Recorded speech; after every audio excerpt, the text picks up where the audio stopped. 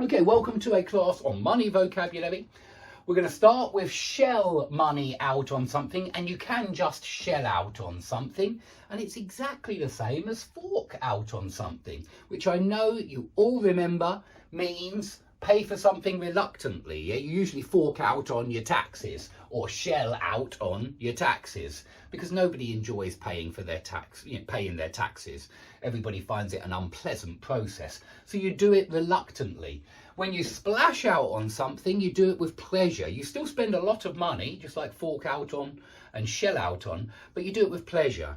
So you might splash out on a holiday, but you shell out on perhaps your kids go to a private school and you shell out money on their education. That's possible. It's very expensive sending them to a private school. So of course you will be shelling out on their education then, certainly thousands maybe. So we've got those three. I want you to remember shell out on just like fork out on, and remember cough up as well, because cough up means pay reluctantly.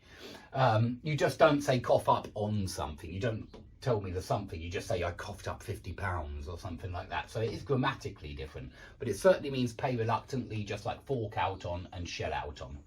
Now, if you put money aside, or put money by, or set money aside, or set money by, all four of those phrasal verbs mean to excuse me, all four of those phrasal verbs mean to save money, to put money to one side until you need it. So maybe you need some money next week. Maybe you are, I don't know, maybe you are going on holiday next week. And so you put aside a few £100s to make sure you've got some money for when you go abroad. Yeah, but you can also say I put some money aside for a rainy day. Certainly that works very well. And all of these work with for a rainy day. But you can also say, I put £500 aside for my trip to the Bahamas. Yeah, so you can put money aside for something, for a trip.